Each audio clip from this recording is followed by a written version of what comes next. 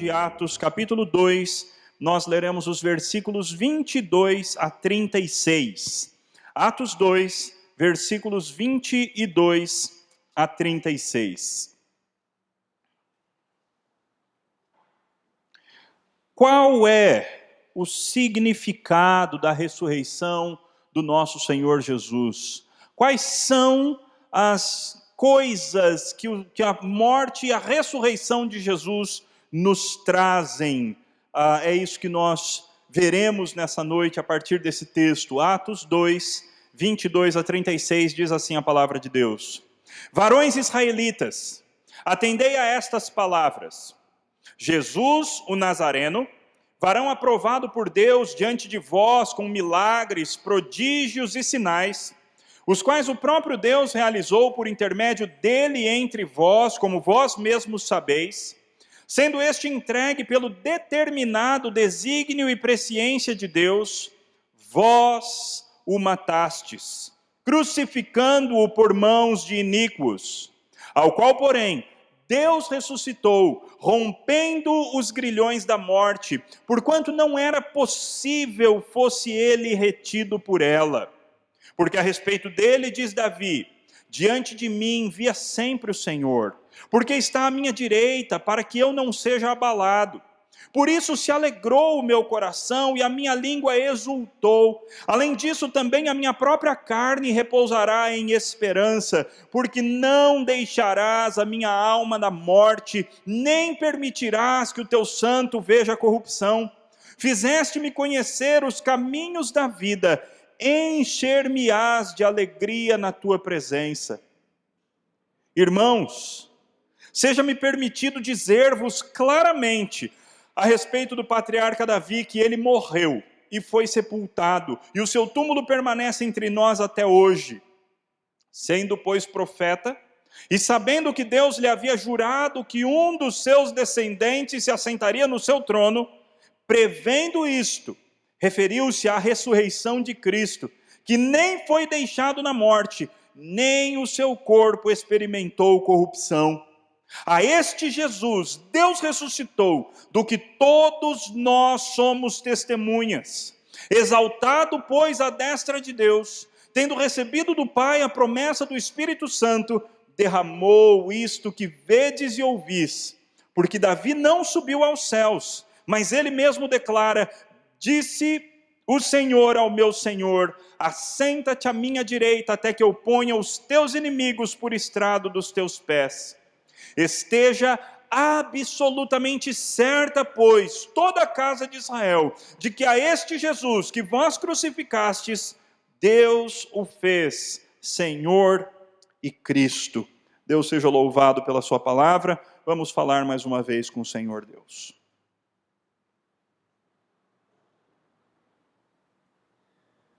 Querido Deus, ninguém é suficiente para mostrar todas as implicações e aplicações da ressurreição do teu Filho amado, o nosso Senhor Jesus. De forma, ó Pai, que nós precisamos desesperadamente da ação do Teu Espírito em nós e sobre nós. Ajuda-nos com o Teu Espírito a entendermos o que o Teu santo servo do passado, Pedro, quis ensinar ao Teu povo neste sermão. Pai, dá-nos olhos para ver, ouvidos para ouvir e um coração apto a receber e a ser transformado pelas verdades da Tua palavra. Fala conosco, portanto, ó Deus, em nome de Cristo Jesus. Amém. Bem, meus irmãos, o meu objetivo para esta mensagem de hoje não era exatamente pegar um texto e expor este único texto, obrigado, meu irmão, mas sim passear pelo livro de Atos inteiro e mostrar o que o livro apresenta a respeito da ressurreição de Cristo. O problema é que quando eu fiz isso, quando durante essa semana eu levantei todos os textos de Atos que falam a respeito da ressurreição, eu vi que seria totalmente impossível tratar desses textos numa só noite. Existem muitos textos sobre a ressurreição em Atos dos Apóstolos. Todos os sermões, todos os discursos, todas as defesas que Pedro, Paulo ou alguém outro fez diante de alguém em Atos dos Apóstolos, tem como seu ápice, como seu ponto principal, a ressurreição gloriosa do nosso Salvador, o nosso Senhor Jesus Cristo.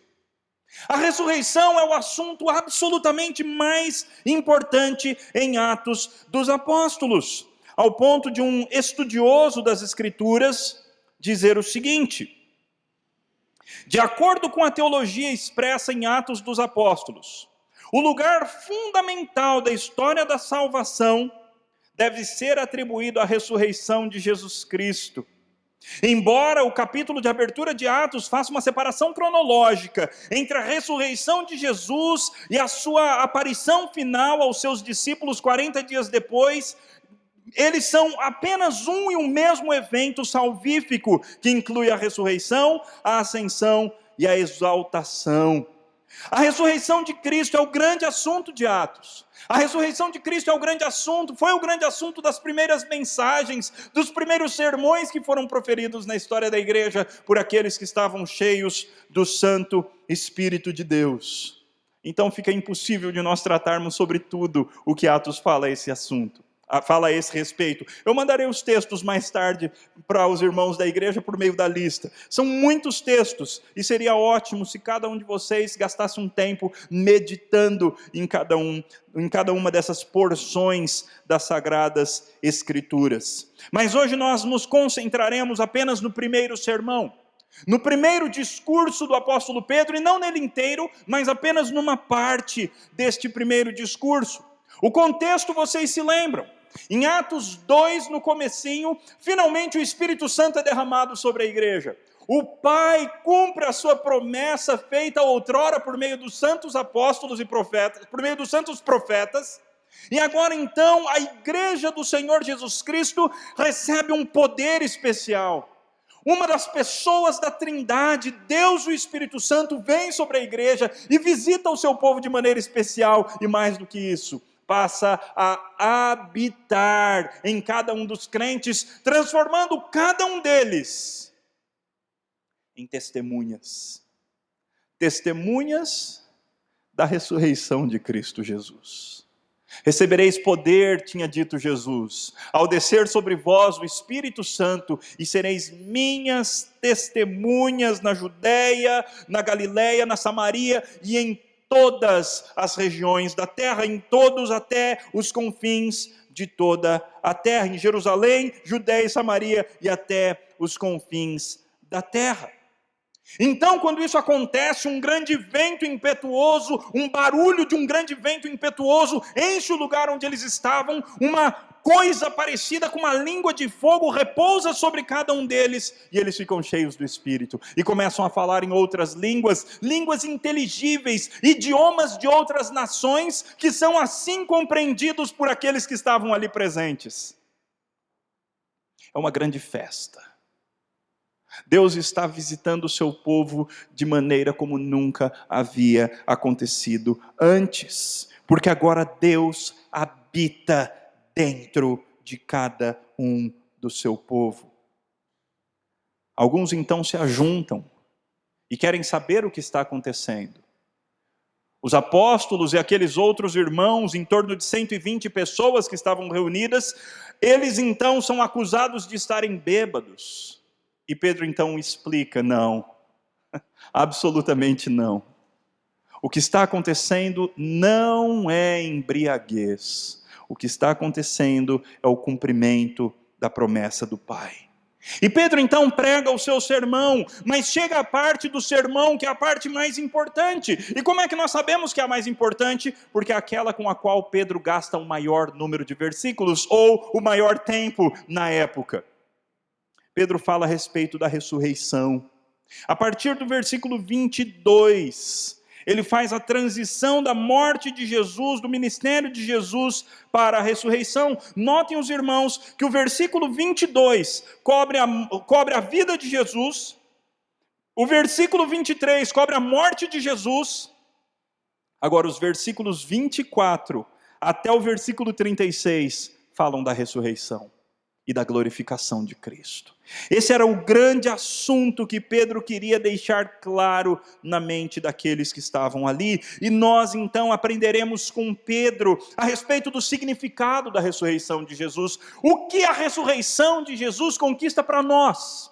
Quais são as bênçãos que nós recebemos porque Cristo ressuscitou dos mortos? Muito bem, a primeira bênção que nós recebemos é que no embate entre Jesus e a morte, Jesus foi o vencedor.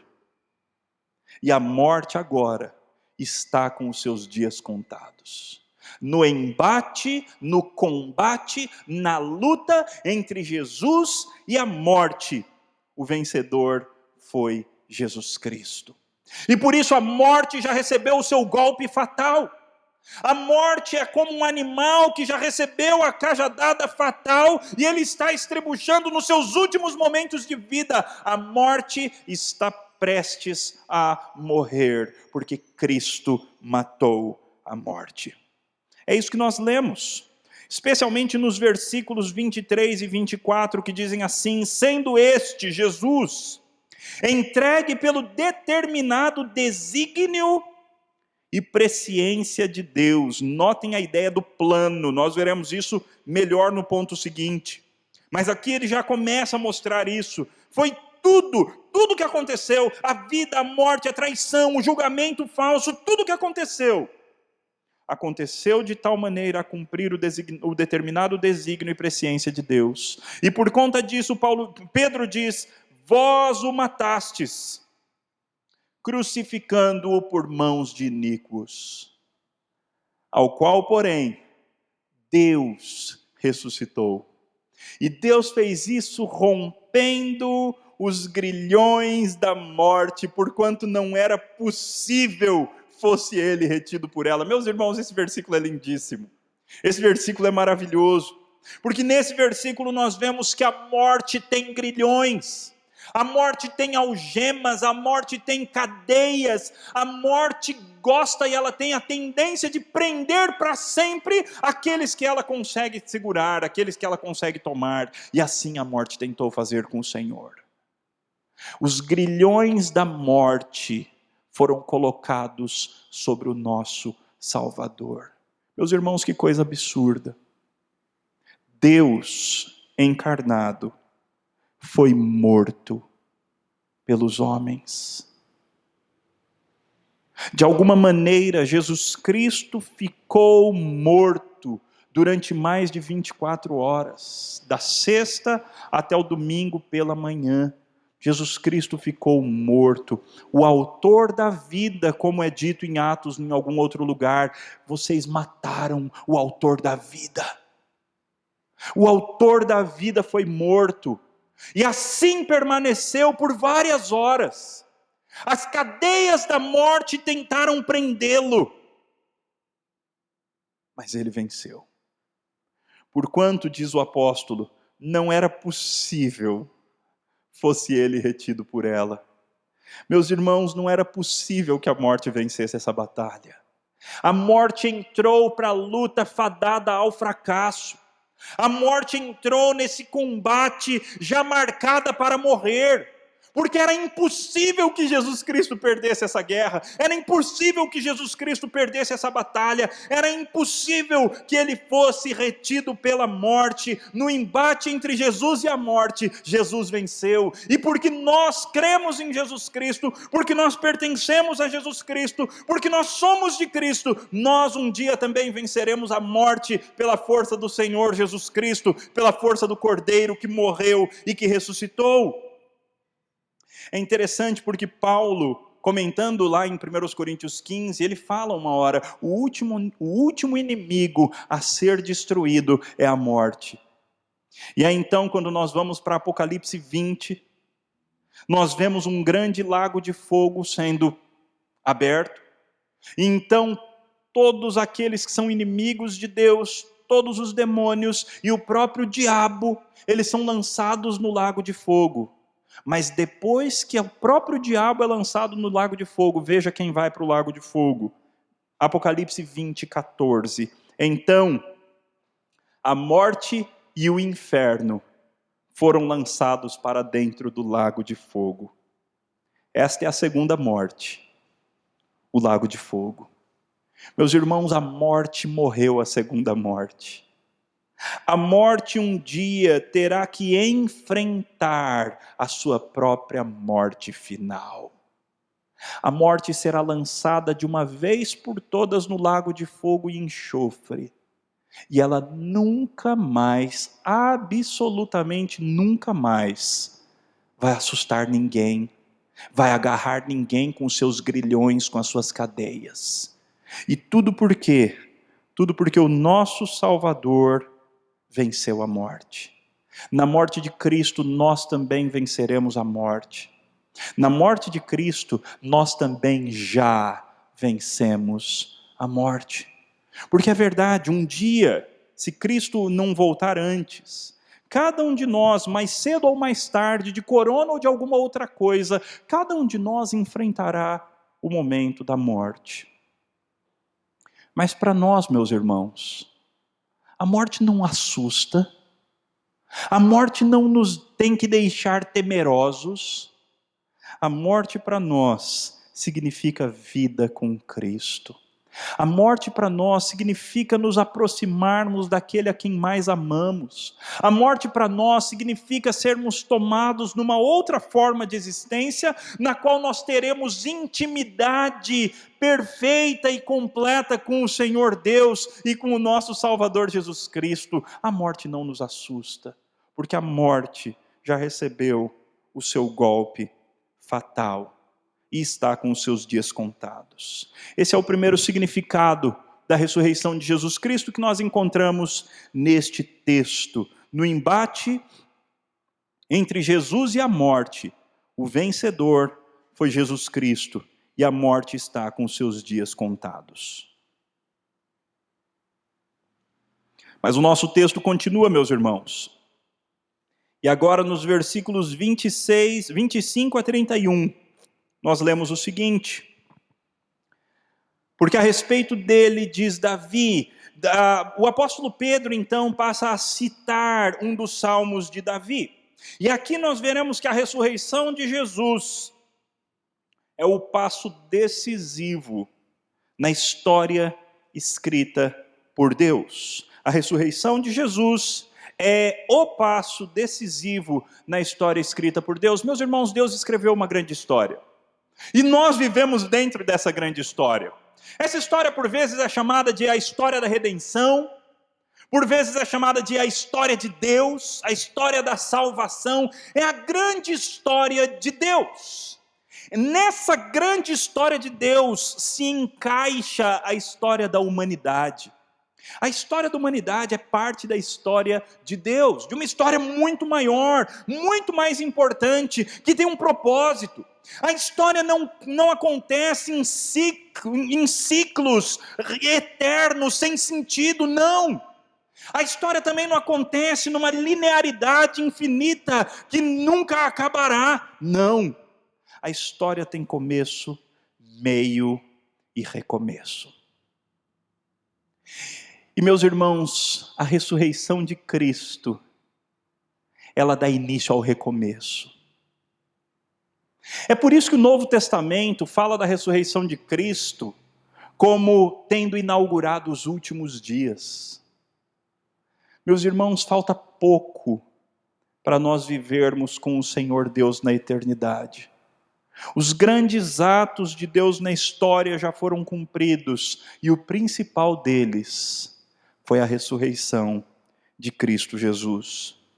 Pedro deixa isso claro citando esse texto, esse salmo, onde ele diz: diante de mim via sempre o Senhor, porque está à minha direita, para que eu não seja abalado. Por isso se alegrou o meu coração, e a minha língua exultou. Além disso, também a minha própria carne repousará em esperança, porque não deixarás a minha alma na morte, nem permitirás que o teu santo veja corrupção. Fizeste-me conhecer os caminhos da vida, encher-me-ás de alegria na tua presença. Meus irmãos, é lindo ver Davi expressando esse tipo de confiança em Deus. Davi tinha certeza que um dia ele seria restaurado em esperança. Ele sabia que ele podia exultar, porque ele não ficaria morto para sempre. Assim como José, que deu instruções a respeito do seu próprio corpo antes de morrer. Assim como Jó, que expressou: eu sei que o meu Redentor vive, e por fim o meu corpo se levantará sobre a terra. Assim como santos homens de Deus do passado tinham essa segurança, Davi também tinha essa noção. Mas o que ele fala aqui aponta para além da sua vida. Porque tudo isso poderia estar falando de Davi, menos uma parte. A parte do versículo 27 que diz assim: porque não deixarás a minha alma na morte, nem permitirás que o teu santo veja corrupção. Essa corrupção da qual o texto está falando diz respeito à putrefação do corpo humano depois que morre. Essa corrupção diz respeito ao fato de que nós somos deteriorados por vermes depois da nossa morte, numa cena bastante terrível. Mas Davi disse: o meu corpo não passará por isso. No entanto, o corpo de Davi passou por isso. Então, do que Davi estava falando? É isso que Pedro explica com maestria no versículo 29 em diante, quando ele diz: irmãos, seja-me permitido dizer-vos claramente a respeito do patriarca Davi que ele morreu e foi sepultado. E o seu túmulo permanece entre nós até hoje. Pedro foi jeitoso, que não era muito de Pedro, mas ele foi jeitoso e ele não quis falar: olha, Davi está apodrecendo. Ele não falou desse jeito. Paulo fala no capítulo 13 que nós lemos. Paulo fala desse jeito. Mas Pedro foi um pouco mais jeitoso. Davi morreu, foi sepultado e ele continuou num túmulo até hoje. Isso já fazia 900 anos, mais ou menos, que Davi havia morrido. Mas ele diz: sendo pois profeta, Davi era um profeta, e ele sabia que Deus lhe havia jurado que um dos seus descendentes se assentaria no trono. E prevendo isso, ele se referiu à ressurreição de Cristo, que nem foi deixado na morte, nem o seu corpo experimentou corrupção. Meus irmãos, era fato sabido entre todos da época, que o corpo humano passava a se corromper, passava a se deteriorar a partir do 4º dia. Era essa a ciência da época que todos concordavam. É por isso que Jesus Cristo esperou um tempo para a morte de Lázaro, porque no caso de Lázaro, Jesus Cristo quis que o corpo dele começasse a se deteriorar, para ficar claro o tamanho do milagre que ele estava fazendo. Mas no caso de Jesus existia uma promessa, e a promessa de Deus era: o Messias, o corpo do Messias não enfrentará vermes. E assim aconteceu. Algumas horas, mais de 24 horas, como eu disse, depois da sua morte, o Senhor Jesus Cristo ressuscitou. E a ressurreição de Cristo se torna o passo decisivo na história escrita por Deus. Passo que foi profetizado, passo que foi concretizado. E por causa dessa ressurreição, meus irmãos, Deus abre para nós todo o seu arsenal de bênçãos. Ele nos deixa à nossa disposição.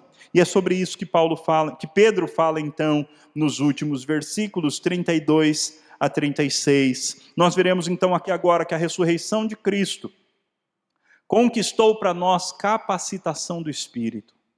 Essa foi a primeira bênção que a ressurreição de Cristo conquistou para você. Cristo te deu o Espírito.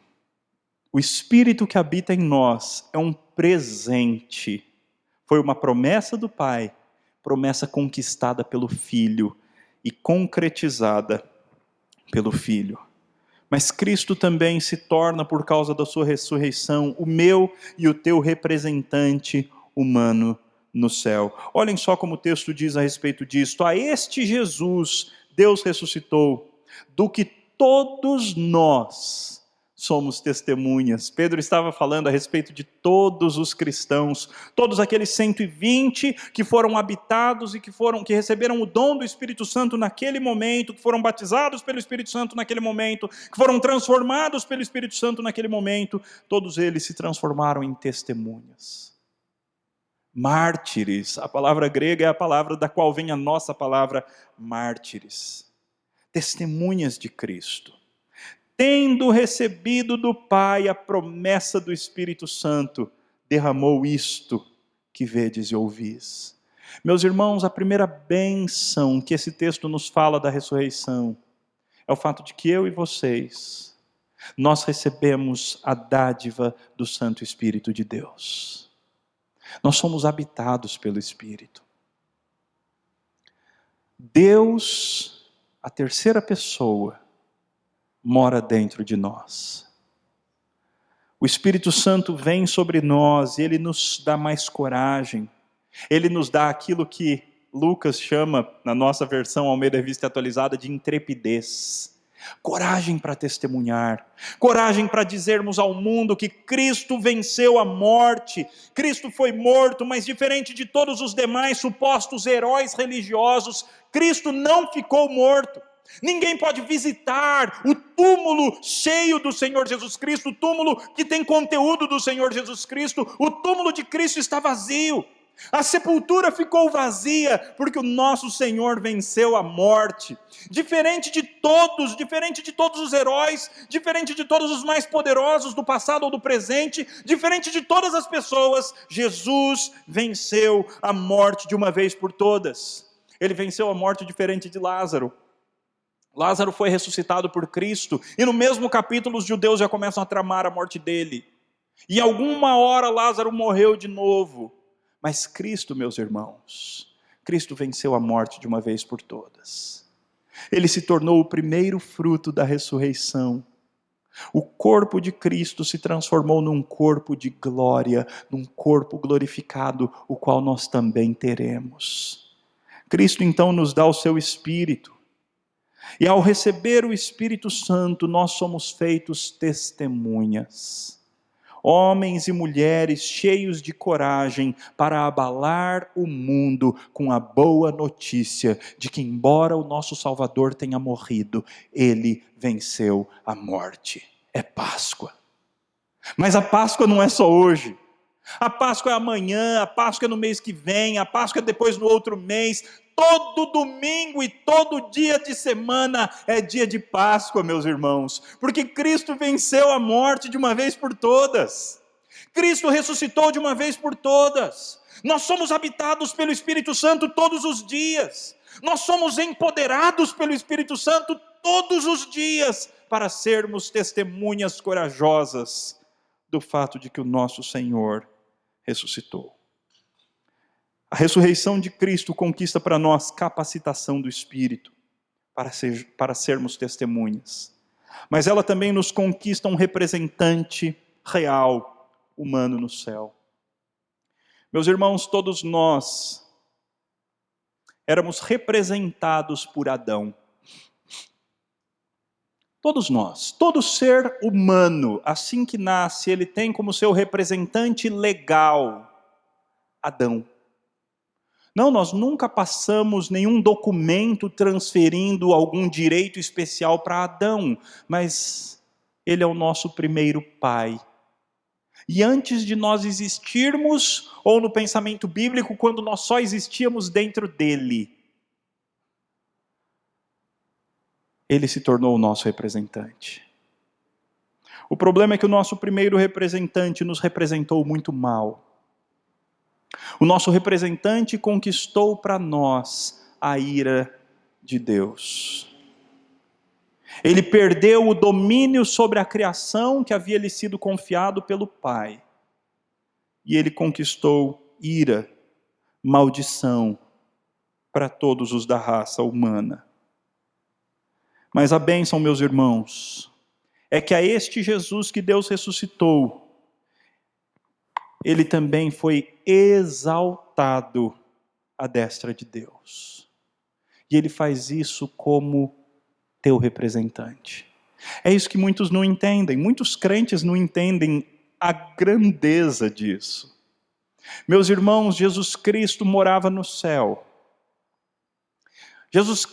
O céu já era o lugar dele. Ele sempre teve o direito de se assentar junto com o Pai no trono. Ele não conquistou o trono como Deus, porque ele sempre teve esse direito. Ele já morava no céu. Ele teve que se esvaziar um tanto da sua divindade sem deixar de ser Deus, para vir para essa terra. Então, qual é a vantagem de Jesus Cristo subir para o céu novamente? Qual é a vantagem da ascensão de Cristo? Oh, meus irmãos, a vantagem é que Cristo subiu agora, não mais, entre aspas, só como Deus, aspas enormes nesse só, mas ele agora subiu ao céu como meu representante. Ele agora está à destra do Pai, como representante de todos os que o amam, de todos os que nele creem, de todos que confiam a sua vida ao Senhor Jesus Cristo. Ele subiu ao céu agora como o mais perfeito ser humano que já existiu. Ele subiu ao céu como novo Adão. Ele foi exaltado à destra de Deus como nosso representante. Pedro então cita Davi no Salmo 110, dizendo: disse o Senhor ao meu Senhor, assenta-te à minha direita, até que eu ponha os teus inimigos por estrado dos teus pés. Essa é a fase que nós estamos da história agora, meus irmãos. Cristo assentado à direita do Pai, e o Pai subjugando todos os inimigos de Deus debaixo dos pés de Cristo. Eles servirão de estrado, de capacho, para Jesus Cristo colocar os seus pés sobre Satanás, os demônios, o inferno, a morte, todos os maus, decididamente maus contra o Senhor, e todos aqueles que não aceitam a pregação do Evangelho. Todos esses serão subjugados debaixo dos pés de Cristo. Pedro então diz: esteja absolutamente, pois, certa, toda a casa de Israel, de que a este Jesus que vós crucificastes, Deus o fez Senhor e Cristo. Vem cá, Jesus Cristo já não era Senhor? A segunda pessoa da Trindade já não era Senhor? A segunda pessoa da Trindade sempre foi Senhor. Mas a segunda pessoa da Trindade, encarnada como ser humano, se tornou Senhor no momento da ascensão. Ele foi fiel em tudo. Ele venceu a morte, ele venceu todas as tentações, ele venceu o diabo, ele subjugou todo o mal. E ele então foi exaltado à destra de Deus, como nosso representante. Você acha que agora Deus vai te negar alguma coisa? Quem intercede por você agora é o melhor de nós. Cristo está à destra do Pai, e à destra do Pai Ele fala de você. É isso que nós conquistamos com a ressurreição de Cristo. Nós conquistamos um representante puro, santo, justo, perfeito, com acesso total à presença de Deus e que intercede por nós. Nós conquistamos um representante que, ao invés de conquistar maldição por nós, conquistou as mais ricas bênçãos. Todas as promessas de Deus encontram em Jesus o seu sim. E nós temos acesso a elas. Porque nós amamos a Cristo. Porque Ele nos amou primeiro. E nós estamos em Cristo. De forma que agora, quando Jesus Cristo olha para você, quando Deus o Pai olha para você, Ele não vê mais você. Ele não vê mais os seus malfeitos, ele não vê mais a sua biografia, as partes terríveis da sua biografia. Se você ama Jesus, se você vive para Jesus, se você creu em Jesus, Deus olha para você e Ele vê a justiça de Cristo. Deus olha para você e Ele vê a obra de Cristo.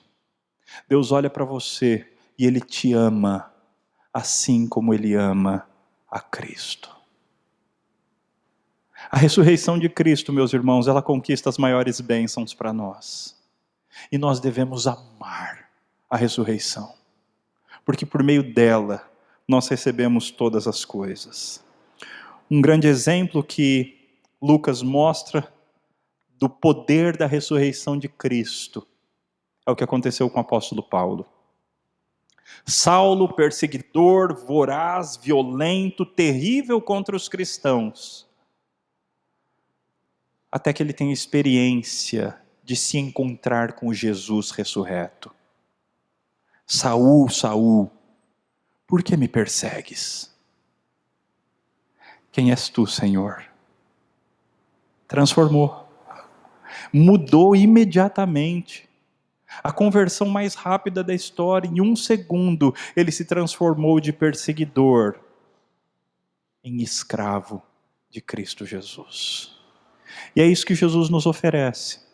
Transformar-nos radicalmente por meio da sua vida. A vida que ele conquistou depois da morte, ele nos oferece de graça para todo aquele que nele crer. Você crê em Jesus? Meus irmãos, eu temo que muitos cristãos ao redor do mundo, no nosso país e quem sabe na nossa própria igreja, ainda não entenderam o Evangelho.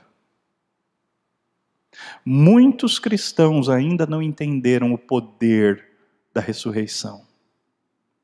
Muitos cristãos, muitos que se dizem cristãos, ainda não experimentaram o poder da ressurreição. Paulo fala que nós já morremos e já fomos ressuscitados com Cristo. Já estamos assentados nos lugares celestiais em Cristo Jesus. Já usufruímos as bênçãos do futuro hoje. Você tem experimentado isso? O convite dessa noite é para isso. O convite dessa noite é para que haja Páscoa no seu coração. Talvez você seja um cristão verdadeiro, genuíno, mas desanimado, abatido, entristecido. Cristo te convida hoje a experimentar Páscoa no teu coração. A ressurreição do Verbo, a ressurreição de Cristo no teu coração.